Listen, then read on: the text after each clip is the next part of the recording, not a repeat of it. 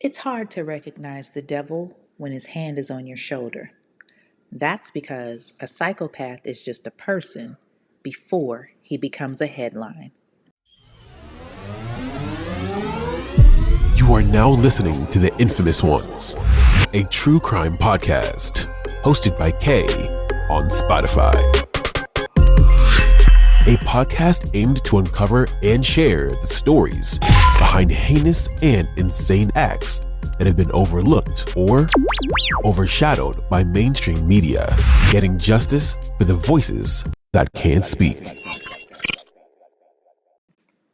What's up, y'all? It's your girl Kay, and I am the host of The Infamous Ones, a true crime podcast. A podcast designed to focus on crimes committed in the Black community that you don't hear about in mainstream media, giving a voice to those victims that have otherwise been silenced.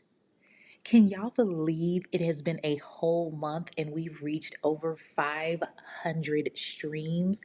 Like, how amazing is that? I am just like in complete shock right now and so grateful. Thank you all for the shares, for the listens, for the reviews. Like, it really, really means so much to me. Keep sharing, keep letting people know about the infamous ones, keep putting it out there because I really want to reach the masses, you guys. Also, thank you all for your patience as I know I skipped last week's episode due to a death in the family. As some of you may know, I lost my nanny, and it really kind of took a toll on me. And as much as I wanted to focus on the episode and get you guys a new, weekly episode, I was just really in a messed up place and grieving and just I needed to take a few moments for myself. But I do have a consolation for you guys. I'm actually going to have two episodes this week. So, not just tonight's episode, but I'm going to have one for you in a couple of more days. So, you guys can, kind of make up there for the day that was, or for the week that was lost, rather. So, see, I take care of my infamous crew. All right. So, let's go ahead and jump into this case, shall we? This week's infamous case is that of David Carter Sr. and his murderer, Tamra Williams. David Darnell Carter Sr. was born July 16, 1979, to Elton and Willa Marie Carter in Melvindale, Michigan. David came from a pretty solid family. His father, Elton, was a military man. He had an older sister, Tasia, and a younger brother, Dominique. His father had some children from a prior relationship, so David had a couple of stepsisters and stepbrothers, Sean Jones, Elton Carter Jr., and Taniqua Masiko Carter Brown. So David was raised to be, an outstanding man. He was very close with his big sister Tasia, like they were like best friends. And many describe David as serious, but, really fun loving.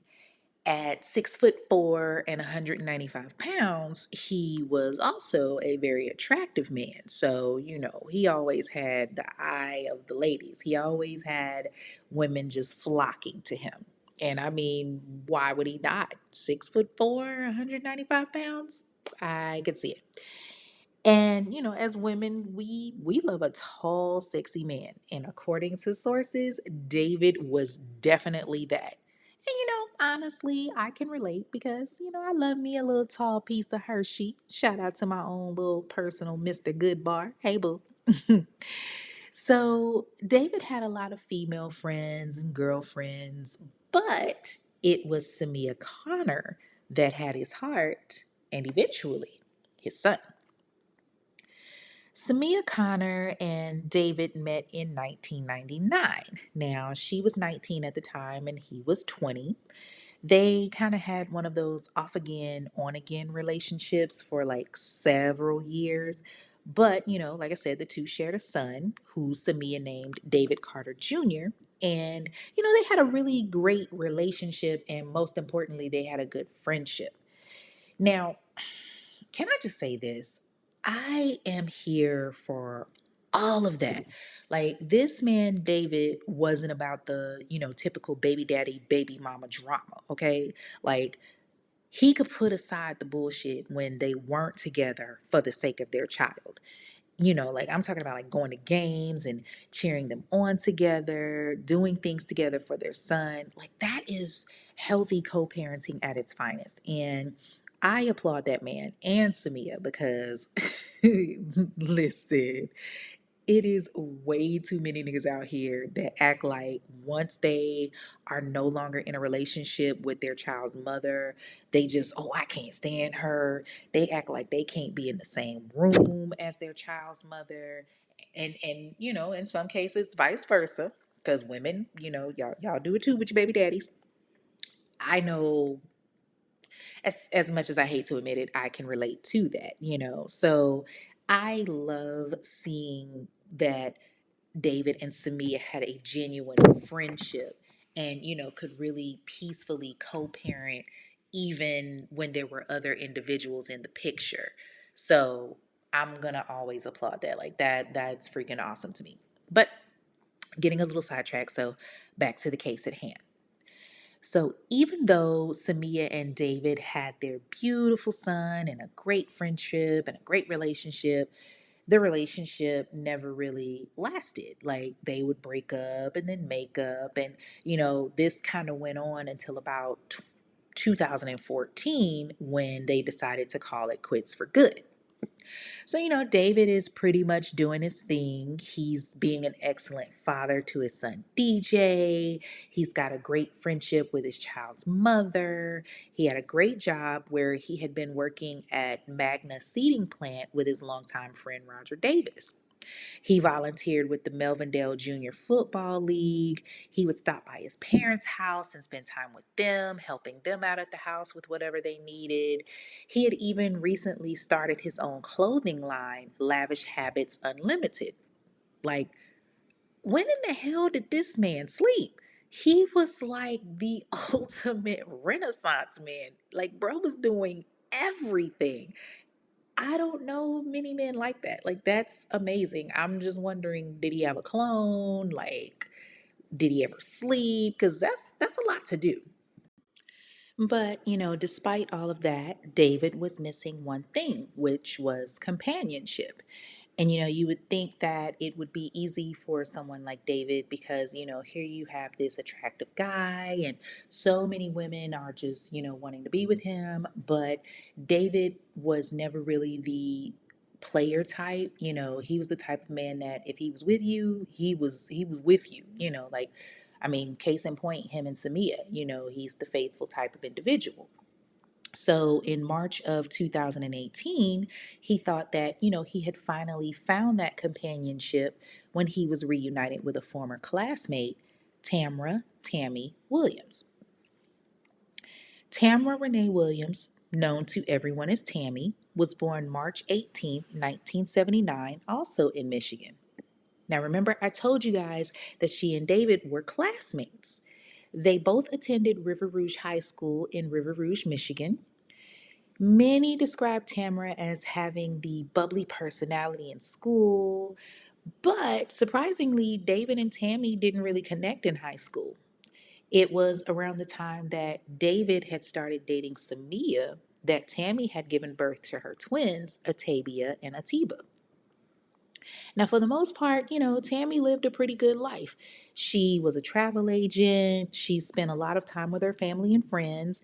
And like her mother, who I will touch on in a little bit, she was a world traveler. She became a member of the Order of the Eastern Star, shout out OES. And she later began working in the medical field when she reconnected with David.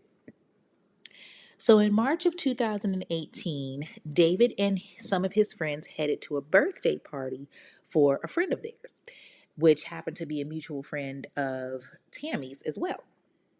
So the two of them see each other and they exchanged information. And pretty much from there, the two were, spending a lot of time together.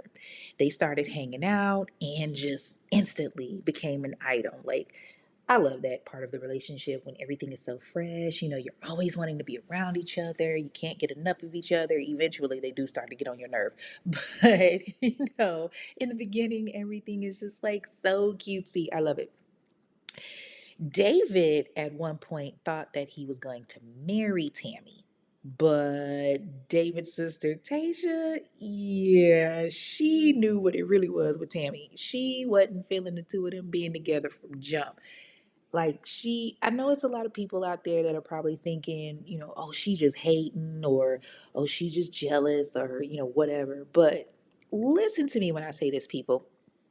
If nobody else knows you, your family gonna know you, okay? A lot of times they not wrong about their gut instinct, and Tasia's gut instinct was singing when it came to Tammy.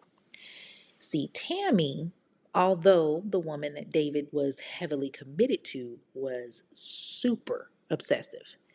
At gatherings and functions and events, friends and family of David's would notice how Tammy would just watch David and pay attention to who he was talking to. She was on this man like she was his second layer of skin. Like he couldn't breathe. Like if you saw David, then you saw Tammy. And I'm just like, damn, let this man breathe. Ladies, you can't be super clingy because that's the quickest way for a nigga to be done, okay? And that goes for men too, because what did Destiny's Child call it? A bugaboo. Like, honey, you can't be out here just constantly on me. Let me breathe. But Tammy, oh yeah, she completely missed that memo. Like, Tammy did not like the fact that her man was out here talking to other people, be it family or not. Now, remember, I told y'all David and Samia were really tight, like they had a friendship. And that bugged the hell out of Tammy. Like, her man, being cool with his child's mother. Why, that's preposterous. Like, how dare he be drama free and have a good relationship with his kid's mother? Like, what was he thinking? I'm sorry, y'all, I'm being sarcastic. So, of course, David expressed his frustration, with the relationship that he was having with Tammy to some of his close friends, like one in particular, Angela Curry, who he had known since like the age of 9, and his coworker, Roger Davis, who he had known for like 20 years. So, at this point, it's no secret that Tammy is jealous and obsessive of him. So much so that a few weeks prior to David being killed, David happened to take out Tasia's cousin to the movies. When he got back home, all 4 of his tires were slashed. Like, if this chick ain't on some one flew over the cuckoo's nest, like, honestly, I think that was probably David's last straw if it hadn't happened already. Like, you slashed his tires, not one, not two, not three, but all 4 tires because your man took somebody to the movies. Girl, it ain't that serious. Like, and that's the thing to me. Tammy is a beautiful woman. From the pictures that she has on social media, she's gorgeous. So it ain't like you couldn't just go get you a new nigga. Like, girl, you over here tripping because he took somebody to the movies. Ain't no dick that good that's gonna make me have to do all of that. Just no, like, reevaluate. So at this point, David is starting to see that the woman that he's with has a lot of emotional baggage. And, your boy felt like he couldn't handle it. Like, it was just too much. So I'm guessing that he called it off like his boy Roger was talking about that he was planning to do, because the last time that the two of them were seen together, and the two of them being David and David and Tammy, they were seen together, but like they were together but not together. David's sister Tasia had pretty much the same thought process, like, okay, this is a little odd. Now, she said that she thinks that Tammy was jealous of his relationship with everybody else and mad at the fact that it was taking away from their relationship. But what Tasia didn't think was that Tammy was capable of murder. On September 28th, 2018, everybody gathered for a football game to support David's son, DJ. David and Tammy were there. However, David was sitting at the bottom of the bleachers with Samia laughing and joking and, involved with the game and cheering his son on. Samia happened to notice that Tammy was sitting higher up in the stands. And when Samia looked up, she saw Tammy was looking dead at her, like just staring her down. So, of course, Samia said something to David about it, and he just kind of, brushed it off like, yeah, okay, yeah, I see her. She's up there, whatever. Now, see, ladies, this is my thing. Don't get mad at the woman, get mad at the man. Like if there's even something to get upset about, don't get upset at the woman, okay? As his woman, you should have faith in your man. If he's with you, then he's with you. And if he ain't giving you a reason so far not to trust him, why, start tripping? Like just because him and the baby mama are cool don't mean that they messing around. Not everybody is trifling like that, boo-boo. So anyway, so September 28th, 2018 was the last time that DJ, Samia, Tasia, and all of David's family saw him alive. On September 30th, 2018, David's son DJ was supposed to go see his father, but he and his mother Samia got a text message from David that read, "Hey, I thought I was over this cold, but I'm sick as hell throwing up and shitting. Hot, no voice." Of course, DJ reached out to his father and tried calling him, but after no response, he decided to send him a text message telling him, "Hey, I tried calling you." To which he received the response, "I won't be able to answer the phone because I can't talk really sick." Now, neither Samia or DJ thought about, they never really thought anything of it at the time because, I mean, if he's sick, then, he's sick. But DJ decided to head over there anyway because he had to go get his phone charger that he had left at his dad's house. So on September 30th, 2018, on the way to his grandmother's house, DJ made a pit stop to his father's. And who does he see outside when he pulls up? Tammy. And Tammy was taking out some bins. Very interesting. When DJ got out of the car, Tammy, of course, sees him.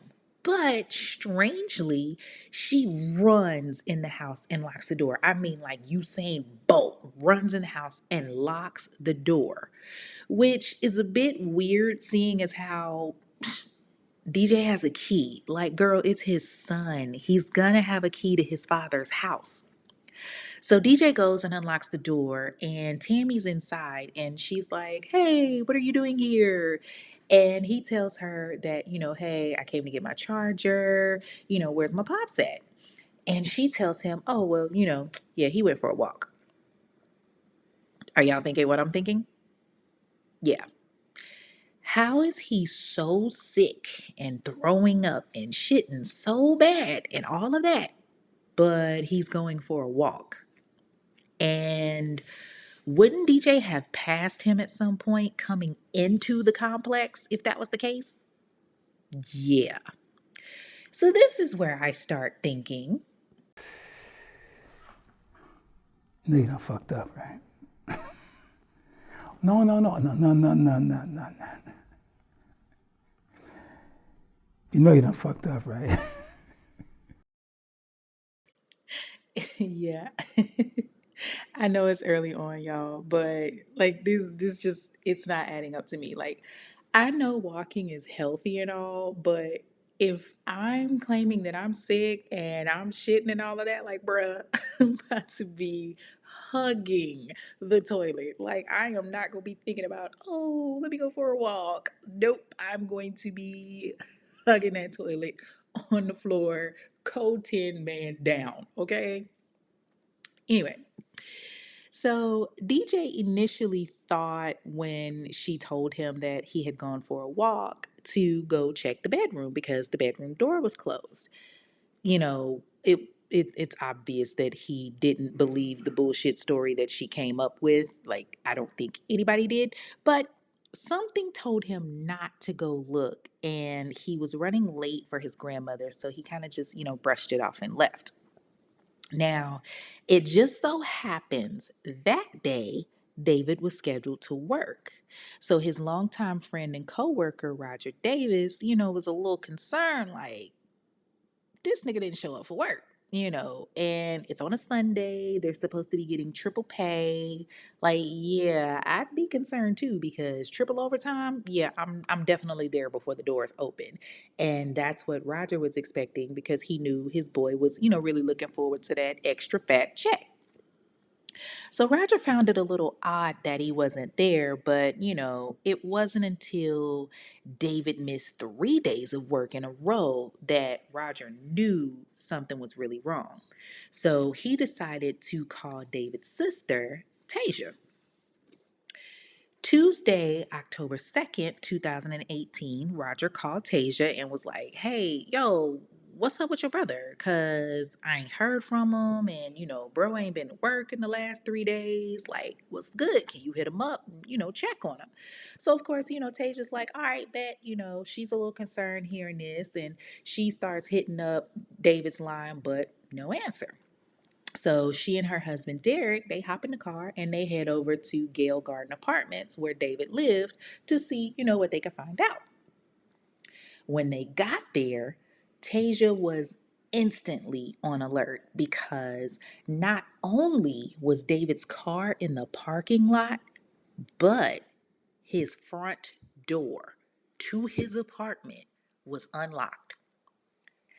Tasia was like, hell no, this ain't the way my brother roll. She knew that David always locked up and always practiced safety and always had a concern for, his things. Like, who gonna leave they front door unlocked? Come on. So Tasia called her father, because now she's like on high alert. It's awkward and it's odd for her brother's door to be unlocked. So she calls her dad Elton, and she called DJ's baby mama Samia, and or excuse me, not DJ, but David's baby mama Samia, and they all came over. When they got there, they walked in and they started looking around for any signs of David. They knew pretty much off the bat that something was up, because the place was like a wreck. Like, his bed was unmade, which again was not his normal. And Tasia noticed that the bed had been moved, like the entire bed. When she got closer, she saw this weird blood stain on the carpet, and it looked like somebody took the bed and moved it to try to cover up that blood stain. Samia was also looking, and she moved the covers back, and she saw that there was a bullet hole and a blood stain on both the covers and the mattress. And of course, at this point, Elton, he's noticing things. He sees the bullet hole in the closet. So the military man in him kicked in, and he cleared them out the room and was like, "Yo, y'all gotta leave up out of here. Don't touch nothing. This is a crime scene." Like, he knew that his son's bedroom was now a crime scene. So, Tasia is trying to hold on to what little hope she's got. She immediately called the only person that she could think of that may know where her brother was, and that was Tammy. But Tammy claimed she hadn't spoken to him or seen him since the game. So the family decided, all right, it's time to file a missing person report. So the cops show up to Gale Garden, and seeing the scene, they begin combing dumpsters in the area, canvassing the neighborhood and everything, trying to locate David, while his family, they're calling hospitals, they're calling jails, they're even calling the morgue, trying to find out where he is. Now, the day before, on October 1st, 2018, about 100 miles away in Eagle Township, Ohio, a Department of Transportation worker is mowing the weeds along I-75 when they came across what they described as a weird-looking sleeping bag. Afraid that, it might be a small child or something, they contacted the authorities, and they're like, yo, we out here mowing and we see this weird bag. We think, it might be a body or a kid or something. So it's what the cops find that completely mortifies the workers. Inside the bag are the lower torso and legs of a human being. An autopsy was performed and they discovered that the torso and legs had an inseam of 36 inches, weighed roughly 73 pounds, and on the left leg there was an identifying mark of a tattoo of a pit bull with red eyes. So, fast forward back to the next day when David is actually reported missing back in Michigan. Local news stations were running their stories and everything. But later that night, Tasia was like, you know what? I don't like this chick. I'm going to call her again. So Tasia reaches out to Tammy, follows her gut. She calls her again and she asks her one more time. She's like, yo, do you know where my brother is? But Tammy was sticking to her story. Tammy's like, I ain't seen him since Sunday at the game. She has absolutely no concern. Tasia's like, this shit don't sound right. So she know Tammy's lying and she warned her like, yo, if I find out that you had anything to do with my brother being missing, or if you got anything to do with something happening to my brother, like, yo, it's a wrap. But Miss Tammy was like, all right, whatever. She going on with her day like nothing happened. I mean, posting on social media, she's at work, not even thinking about volunteering to help look for her man. Like, not phased at all. Now, I know I've already done this segment, but I gotta do it one more time. I gotta hit her with the No, you done fucked up, right? No, no, no, no, no, no, no, no, no, no. You know you done fucked up, right? because, girl, seriously, like, why? Like, what were you thinking? For real. Like, at what point did you not sit back and think, how do I go from being super obsessive and monitoring everything that my man does to just, oh, yeah, all right, whatever, fuck him. He's missing. Oh, well. Do you not realize how suspect that is? Like, come on. Think. Oh my gosh. So Tasha's trying to help find her brother. On October 3rd, 2018, she made a Facebook post that reads, if anyone, and I mean anyone, knows the whereabouts of my brother, I beg of you, please speak up. David, I need you. Mama needs you. DJ needs you. Please, please, please be okay. And then she ends it with the prayer hands and crying emoji. That same day that Tasia made that post, her father, Elton, got the call none of them were ready for. The body parts that were located in Hancock County, Ohio, they believed was David. Making the drive, Elton and Tasia's husband Derek go to the morgue to identify the body. And Elton sadly confirms that that unique tattoo of the pit bull with the red eyes is his son. So Elton had that hard job of telling the family. Derek, Tasia's husband, he says that he was just completely numb. But the one that was hurting the most was David's mother, Marie, who had just been diagnosed with cancer 6 days before. Like, learning that her son's body part was found, and then on top of that, dealing with cancer, like, it's so much on a person. And I really hated that she had to endure that. Like, the entire family just completely broke down. Everybody was numb. When DJ found out about his father's fate, he just walked off because, he was unable to handle it. And that's when he immediately remembered what he saw Tammy doing that day that he pulled up. And he wasn't the only one because Samia began to think about the text messages that David sent her and DJ. And she's like, This isn't how David normally text messages me. So Tasha told Melvindale police, like, yo, y'all need to look into this Tammy chick, like, right now. This bitch has something to do with it. So the police, hearing everything that David's family had to say, was like, all right, bet, we on it. Friday, October 5th, 2018, DJ had a football game. So his head coach told him, he would understand if he wanted to sit the game out, given everything that was going on that he had found out. But DJ, following the words of his father, says, whatever happens, just keep on going no matter what. And DJ played with the love and support of his teammates and his coaches. And in a way, he felt like his father was with him on the field because he led them to victory 64-0. Like, damn, did the other team even come to play? Like, did they know what sport they were playing? 64-0? Damn. So, anyway, that night that DJ was playing, the Melvindale Police Department arrested Tammy. When David's family found out, oh, they were ecstatic. They were happy. It was like they had a sense of justice for David. But unfortunately, that justice was short lived. Because of a lack of evidence after the 72-hour hold, the Melvindale police had to release Tammy. Okay, so for those of you that are not familiar with how the system works, I'm gonna, give you a quick little education, or as the old folks say, let me learn you something. All right.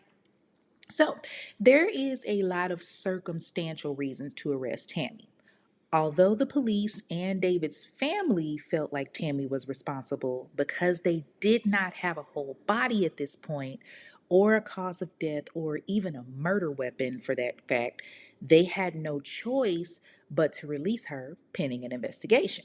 And David's family just felt defeated, which is completely understandable because it's like you just know who did it, and you're thinking like, yes, they're gonna pay, and justice is gonna be served, and then it's just like snatched from you.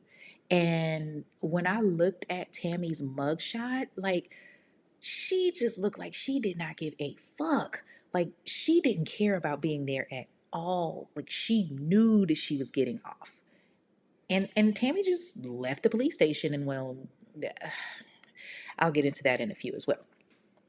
So a few days later, in the same area that the Ohio Department of Transportation worker discovered that sleeping bag, another discovery was made.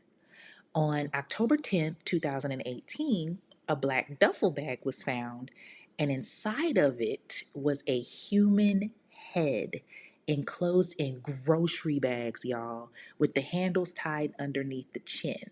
Like, what the fuck? You tied his head inside of a grocery bag? Seriously, bitch? Like, so that is just sick. So now that there's a head, the authorities naturally believe that, of course, it has to belong to David because his body's been dismembered. So, they're like, okay, they kind of know that the pieces are going to be pouring in, for lack of better words. So the Lucas County coroner stated that David had a single gunshot wound under his ear that was very close range. Like, there was no evidence of defensive wounds or any type of struggle, nothing like that. The last of his remains were found October 16th, 2018, in a multicolored suitcase that had these bright flowers on it, not too far from the area where his other body parts were found. In this suitcase was a comforter that contained an upper torso, two arms, two hands, and fingers. Y'all, this shit is just sick. Like, you took time to shoot this man in the head and then cut his body up. You placed it in different containers and sleeping bags and all this craziness.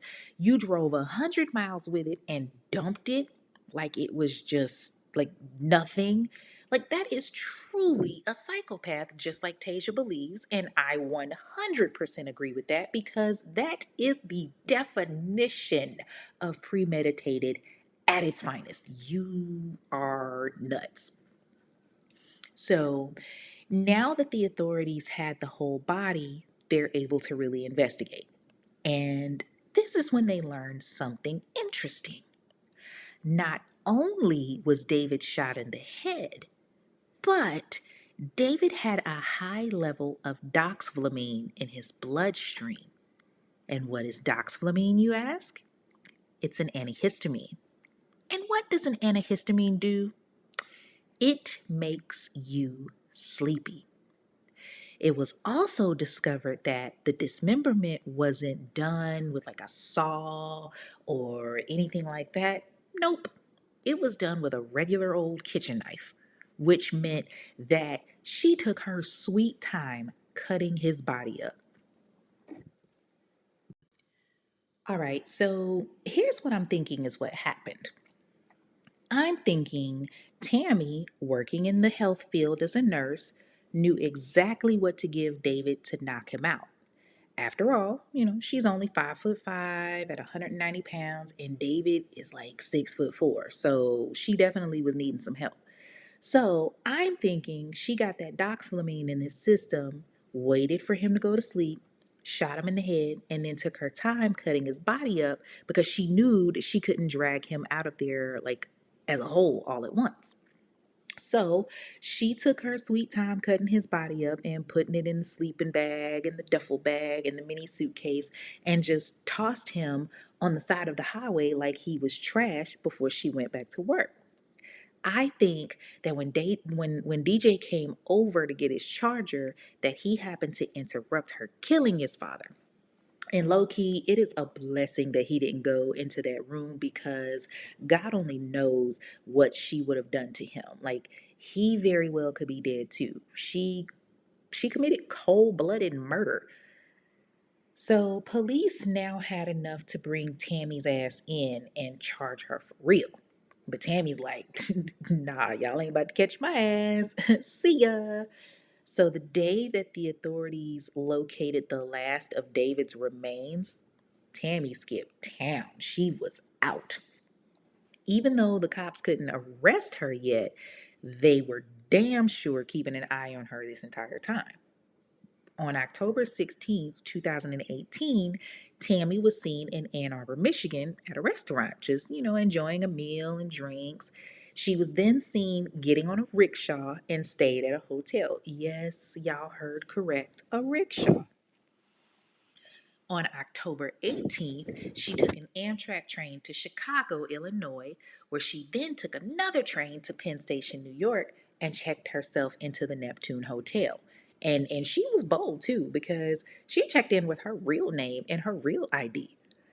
But that was the last time that she was seen on camera. See, the thing is, Tammy switched up her looks a lot on Facebook, so honestly, it's kind of safe to assume that she's doing the same thing now.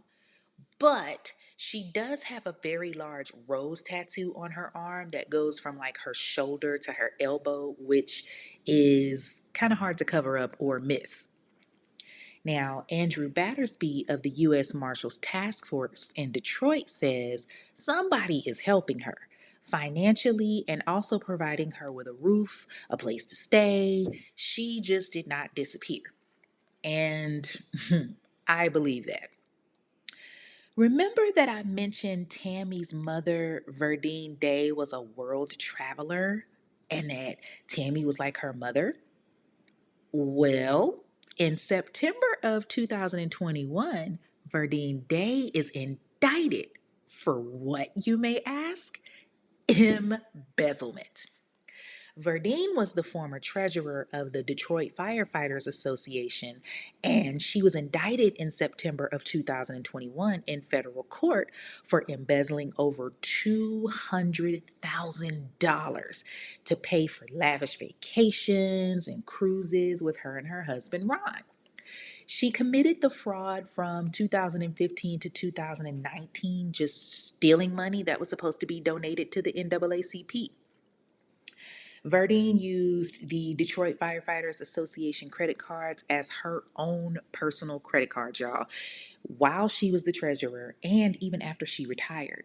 In total, she charged approximately $49,116.17 in personal expenses using the credit cards.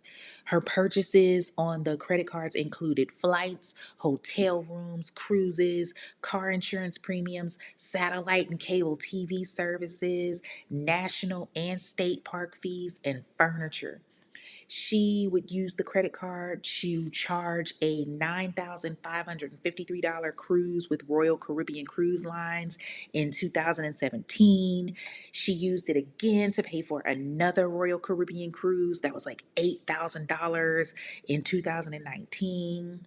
She paid for her bar bill at a casino in Ohio in May of 2019. Like, y'all, how much y'all want to bet that at some point she used that to help her murderous all of that good money that you was in there jacking them people out of and blowing it on, cruises and hotel casino bills in Ohio and restaurants in Cozumel, Mexico. Oh, best believe I can bet my last dollar that she was giving some of that money to Tammy, especially since Tammy was hot on the run at that time.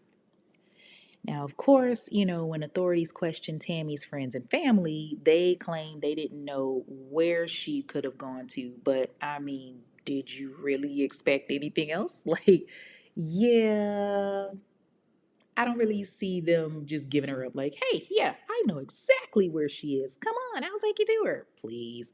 Her own mama was in trouble with the law. So I wouldn't trust anything, like Nathan, that their family says. What makes it worse, really, was that Tammy kind of had an easy escape because of the pandemic. Like being isolated and quarantined for so long, she really had an advantage. I mean, think about it. People were working from home and unable to travel. So realistically, after she disappeared, like she really could be anywhere right now. Probably laid up with a new nigga because she just kind of strikes me as the type that has to have a man. So, a vigil was held for David in McGinty Park at his old high school auditorium where it was like standing room only. On October 27th, 2018, David was buried. Now, it wasn't until January of 2019 that David's family found out that Tammy had fled, and instantly they started pleading with her to turn herself in, especially Elton. Like, it would be, a nice sentiment to think that Tammy would actually have a heart and say, okay, you know what? I've put this family through enough. They need that peace. I need to turn myself in. But, we know that's not going to happen. She has too many ties out there that can help her, pretty much like they have been for the last 5 years. Since David's death, a lot has changed for both David and Tammy's families. Sadly, after the devastation of learning of her son's death, Marie stopped going to her cancer treatments and she passed away January 6th, 2020. Now, David's son DJ is at Eastern Michigan University playing ball, of course, and he's majoring in business management. He happily took over his father's clothing line, Lavish Habits Unlimited, which is so awesome. Like to see a young brother being an entrepreneur, to see him continuing his education, to not let what happened to his father and not let that deter him from getting that degree, to upholding his father's legacy. Like that's dope to me. Tammy's mother, on the other hand, Verdine Day, she was sentenced to 1 year in federal prison as of May of 2022. So I'm pretty sure she's out by now, although her reputation has just been completely tarnished. And she was ordered to pay $220,000 in restitution to the firefighters union. Tammy's son, Atiba, is kind of like off the grid and hasn't really been as active. But her daughter, Atavia, she actually graduated Grand Valley State University in 2022, and she's a doula in Michigan. She's been featured in a few different magazines from Voyage Michigan to Bold Journey magazine. Now, she does suffer from mental health issues and had a breakdown after being attacked online about her mom. And I mean, folks are going to voice their opinion, and I pray that the kids aren't involved, but I don't know of a mother that can just cut her kids off completely and disappear like that. Like I'm just saying. Police have officially charged Tammy with first-degree homicide, dismemberment, tampering with evidence, and felony firearm. Currently, the U.S. Marshal Service has elevated Tammy to its 15 most wanted fugitives list, and they're now offering a reward of up to $25,000 for information leading to the arrest of Tamara Renee Williams. Tammy is 5 feet 5 inches tall, weighs approximately 190 pounds, has black hair and brown eyes. She also has a large tattoo of roses on her left shoulder. She should be considered armed and dangerous as the weapon was never recovered. So, anyone with information about her whereabouts is urged to contact the U.S. Marshals 24-hour tip line at 1-877 Wanted 2, which is 1-877 926 8332, or send information via the USMS Tips app. That is all for this episode of The Infamous Ones, a true crime podcast. Be sure to follow the show on Instagram and TikTok at Infamous One Podcast. That's INFAMOUS number 1 podcast. You can also follow the show on X, which is we all know is formerly Twitter, at Infamous One Pod. And you can join the Facebook group, The Infamous Ones Podcast. And of course, y'all know what to do. Leave a review, comment, and bless the show with the star rating. 5 stars preferred, of course. If you have a case you want to hear more on that you feel has been ignored in the Black community, send an email to theinfamousonespodcast@gmail.com. Until then, I'm your girl Kay. Thank you for tuning in, and I will see you guys in a couple of days with your bonus episode. Peace. Thank you for listening to this episode of The Infamous Ones, a true crime podcast hosted by Kay. Be sure to like and comment on your favorite podcast platform and subscribe so that you never miss an episode.